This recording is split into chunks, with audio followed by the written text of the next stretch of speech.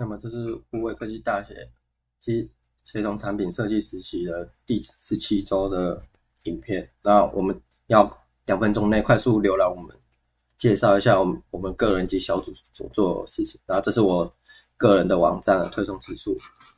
那首先先进到我们展出，先进到我们网页，我们每一个人都会安排个人及小组的工作，对，然后所以我这边个人网页就分成个人及小组。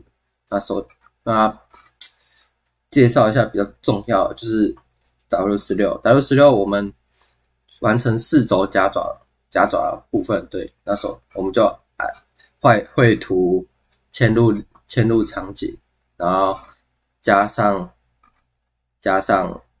这个轴的部分，然后利用键盘可以去操作，然后加入吸盘，然后再利用逆向运算式。这边我们比较不懂，所以我们是靠着同学的直播，他们会靠着14号的直播下去教导我们，对，然后我们就跟着他步骤做，对，然后运算的部分，然后坐标部分，对，然后这就是比较重要的部分，然后跟用 Remote API 一样，算式的部分，然后走的部分，然后坐标的部分，然后笔记的部分我们也建立了每一个人的问题，然后由于我个人没有被封的情况，所以我就没有建立 GitHub 被封了，所以这边就是我目前为止的笔记。然后个人影片就是每一周所拍摄的影片都会建立在这边。然后上课直播则是那时候还没有疫情的时候，我们每一周所直播的影片。然后 W16 这就是刚才那个取分的项目，然后要建立在这边，所以我建立在这边。那个时间，哇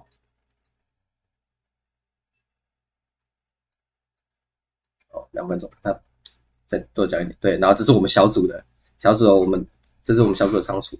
然后我进到我的，然后目前是最新版。然后我们目前为止 W16一样，这就是刚才那个，我们把它切进来。然后我们主要是这个 test 2，我们整体生产线的部分，这是我们最主要工作的项目。对，我们会定期的更新它。然后我们现在整体生产线已经完成了差不多，对。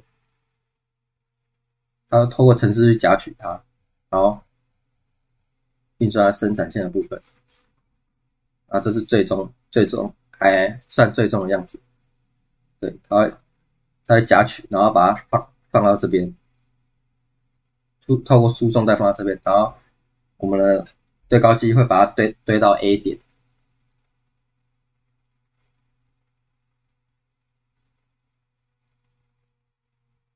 对，这是我们主要的部分。有点超时。